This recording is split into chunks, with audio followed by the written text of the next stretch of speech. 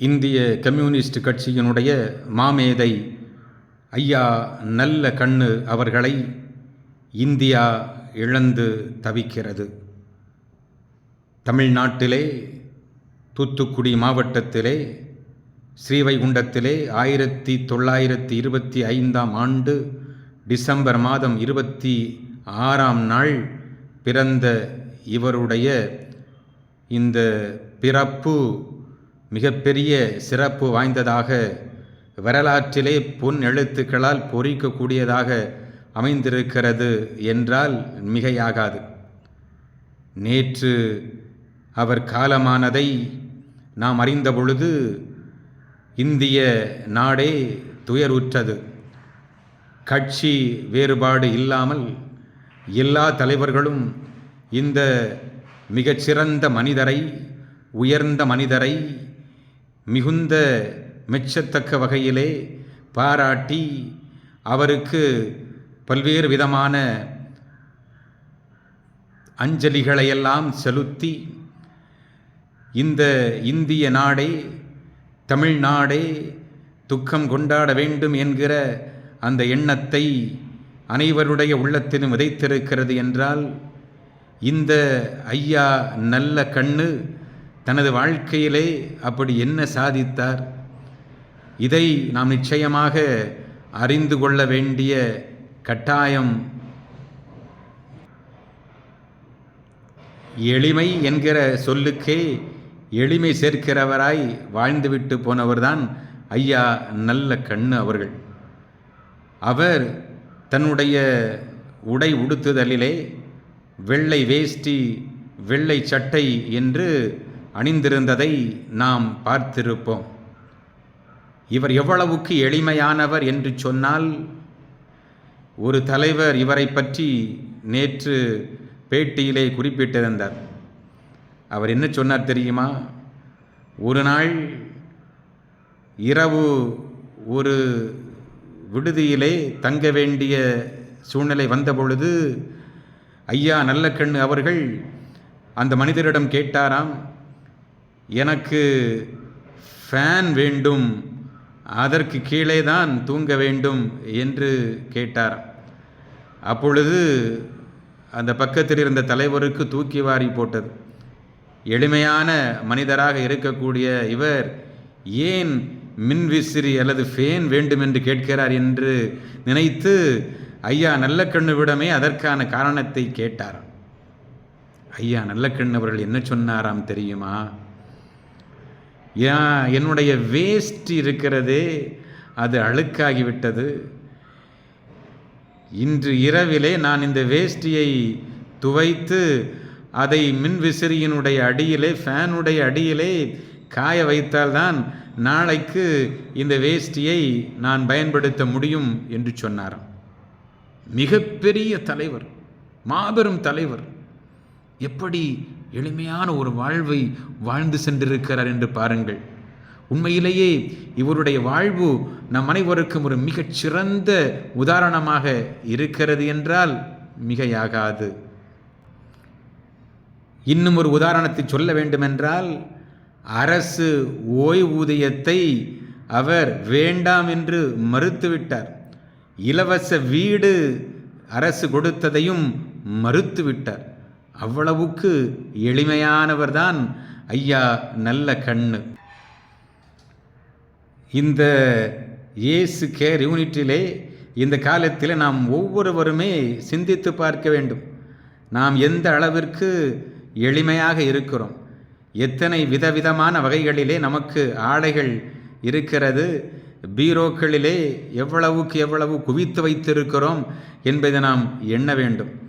தன்னுடைய அந்த வேஷ்டியை துவைத்து அதை பயன்படுத்திய அளவுக்கு எளிமையாக வாழ்ந்திருக்கிறார் என்றால், உண்மையிலேயே நாம் எந்த அளவிற்கு எளிமை என்கிற இந்த வார்த்தையை கடைபிடிக்கிறோம் என்று நினைத்து பார்க்க வேண்டும்.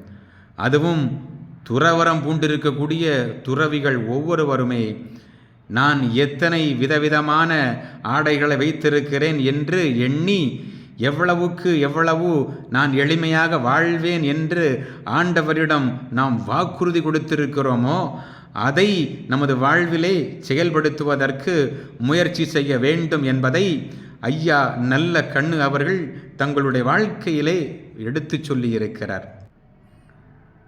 ஐயா நல்ல கண்ணு அவர்கள் பெருந்தன்மை வாய்ந்தவராக இருந்திருக்கிறார், தியாகம் நிறைந்தவராக இருந்திருக்கிறார்.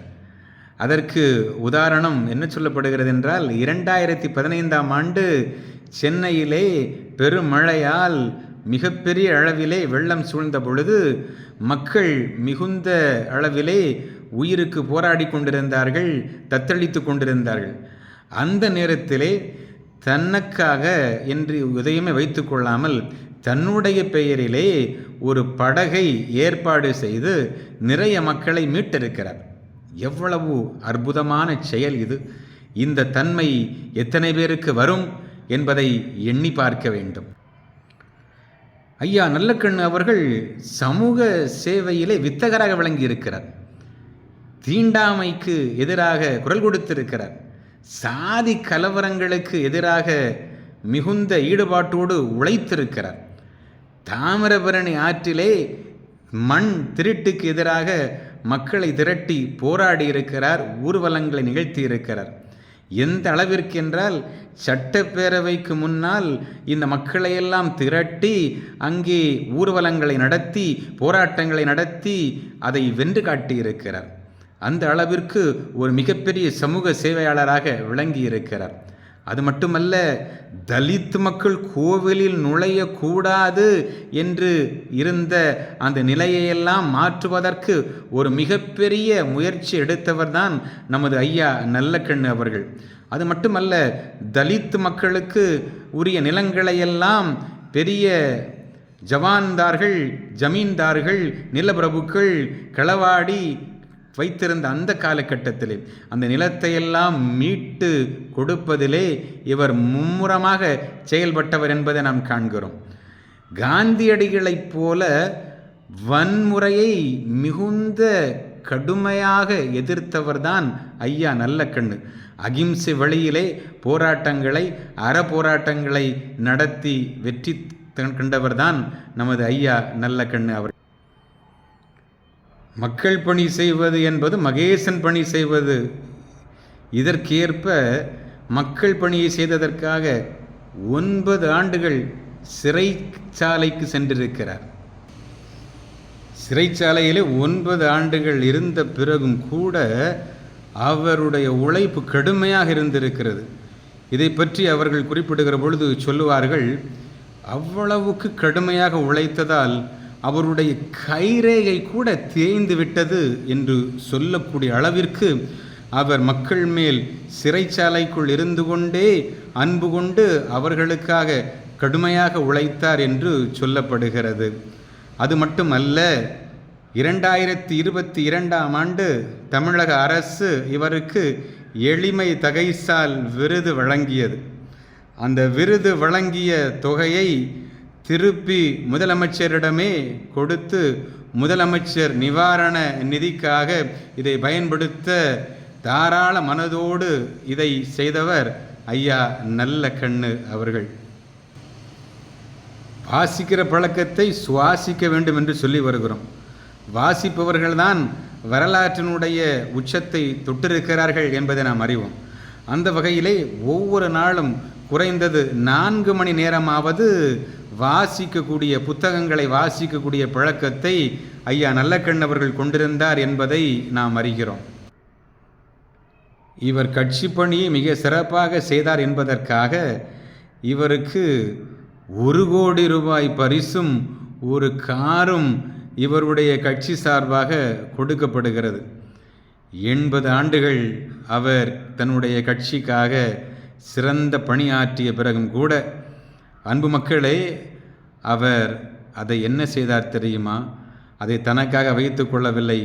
அப்படியே 1 கோடி ரூபாயையும் அந்த காரையும் திருப்பியே கட்சிக்காக, ஏழை எளிய மக்களுக்காக, முன்னேற்றத்திற்காக திருப்பி கொடுத்துவிட்டு தன்னுடைய வீட்டிற்கு ஒரு ஆட்டோவை வாடகைக்கு இருத்தி திரும்ப சென்றார் என்றால் இவ்வளவு நேர்மையான, கண்ணியமான, உண்மையான, உறுதியான, ஊக்கமான, மக்களுக்காக தன்னையே முழுமையாக அளித்த இயேசு கிறிஸ்துவினுடைய அந்த சீடரை போல நல்ல கண்ணுவாக வாழ்ந்தவர்தான் ஐயா நல்ல கண்ணு.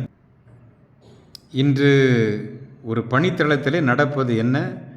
பணி நிறைவு பெறக்கூடிய வேளையிலே, அந்த ஆண்டுகளை பூர்த்தி செய்யக்கூடிய வேளையிலே, அருட்சகோதரியாக இருக்கட்டும், அருள் பணியாளராக இருக்கட்டும், அவர்களுக்கு தங்க ஆபரணங்கள் பரிசு வழங்கப்படுகிறது, மோதிரங்கள் பரிசு வழங்கப்படுகிறது, செயின்கள் பரிசு வழங்கப்படுகிறது, ஏன் கார் கூட பரிசு வழங்கப்படுகிறது. இந்த ஐயா நல்ல கண்ணுவை போல பணி செய்யக்கூடிய, இயேசுவுக்காக தங்களையே அர்ப்பணிக்கிறோம் என்று சொல்லி கொண்டு வந்திருக்கக்கூடிய நம்மால் இழக்க முடிகிறதா? அதை வேண்டாம் என்று சொல்ல முடிகிறதா? மக்களை உண்மையிலேயே துன்பத்திற்கு உள்ளாக்க கூடாது, இது மக்களுக்குரியது, இது நான் பணி செய்கிறேன், என்னுடைய கடமையை தான் செய்தேன், இதை கடவுளுக்கு அர்ப்பணமாக்குகிறேன், ஏழைகளுக்கு அர்ப்பணமாக்குகிறேன், நீங்களே வைத்து கொள்ளுங்கள் என்று சொல்லக்கூடிய எண்ணம் இருக்கிறதா? ஆனால் இன்றைக்கு வெளி ஆடம்பரங்கள் அதிகமாகவே ஆகி கொண்டு வருகிறது, பெருகி கொண்டு வருகிறது என்பதை பார்க்கிறோம். ஒரு குருவானவர் சொன்னாராம், நீங்கள் எனக்கு இதெல்லாம் தர வேண்டாம், ஒரு 50 வண்டியிலே நான் அடுத்த பணித்தளத்திற்கு போகின்ற பொழுது என்னை கொண்டு விட்டால் போதும் என்று.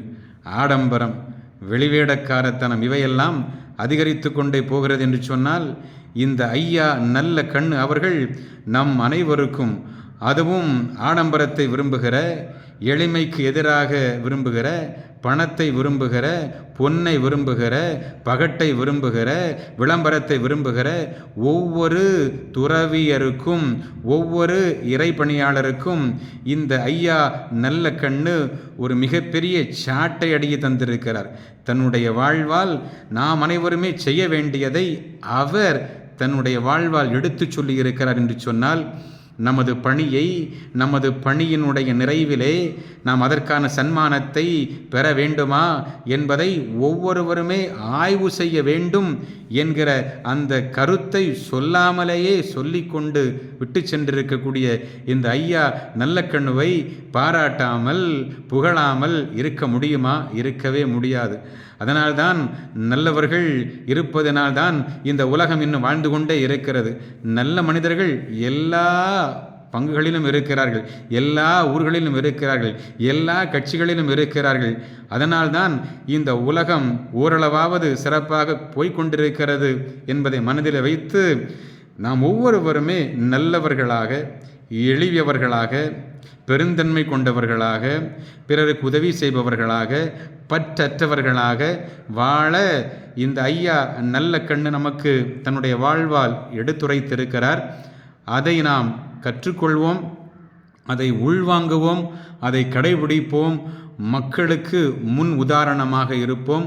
துர்மாதிரிகையாக இல்லாமல் அவர்கள் நம்மிலே இயேசுவை காண வேண்டும், நம்மிலே இறைவனை காண வேண்டும்.